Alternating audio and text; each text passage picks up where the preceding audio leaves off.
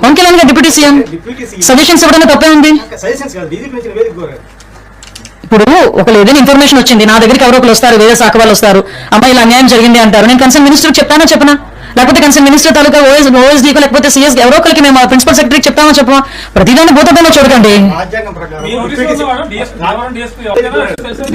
విషయం ఏంటంటే ప్రతి విషయాలు కూడా మా వరకు వస్తాయండి, మా వరకు రాకుండా ఏముండవు. ఇది జస్ట్ అఫీషియల్ గా వచ్చిన కమ్యూనికేషన్ కింద భావించవచ్చు కదా. ఎందుకు దీనికి ఇంత రాద్దాంతో మాకు లేని ఇగోలు మీకెందుకు బాగా నాకు అర్థం కాదు.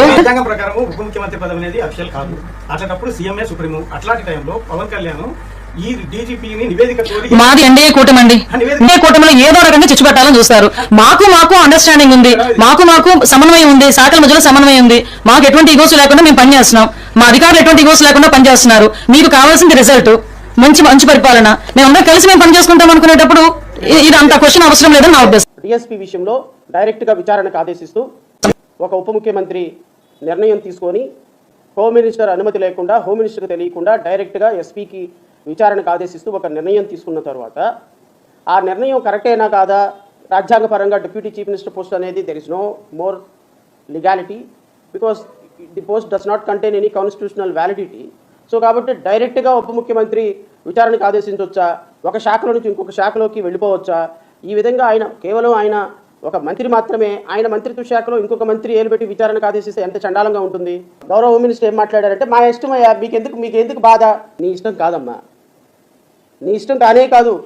ఇది ఒక ప్రజాస్వామ్యం, ఇది ఒక డెమోక్రసీ, దీనికి ఒక పద్ధతి, దీనికి ఒక పాడు, దీనికి ఒక సిస్టమ్ ఉంది. నీ ఇష్టం వచ్చినట్టు నీకు సిగ్గులేదేమో.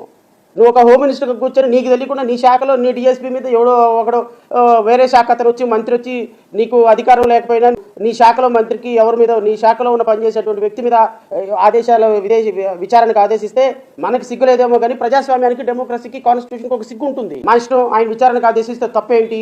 ఆయనకి విచారణకు మాకు అండర్స్టాండింగ్స్ ఉన్నాయి అంటే మీకు అండర్స్టాండింగ్స్ వాళ్ళ ఇంటికి వెళ్ళి నువ్వు కూడా భోజనాలు చేయమ్మా, వాళ్ళు మీ ఇంటికి రమ్మని భోజనాలు చేసుకోండి, అందరూ కలిసి దీపావళి పండుగ చేసుకోండి, మీ ఇష్టం వచ్చినట్టు మీరు చేసుకోండి. తలుపులే కానీ ఆయన కాళ్ళ మీద పడి అన్నా అని ఆశీర్వాదం తీసుకో, నో ప్రాబ్లం. సో ఆయన కూడా నేనే హోమ్ మినిస్టర్ అవుతారంటే నీకు అంత ఇంట్రెస్ట్ ఉంటే హోమ్ మినిస్టర్ పదవి తీసుకో, ఉప ముఖ్యమంత్రి పదవి పెట్టేసి అనితాన్ని పక్కన పెట్టేసి నువ్వు కూడా హోమ్ మినిస్టర్ పదవి తీసుకో. దానికి ఏమన్నా హోమ్ మినిస్టర్ పదవి తీసుకుని నువ్వు ఎవరికి విచారణకు ఆదేశించుకోండి.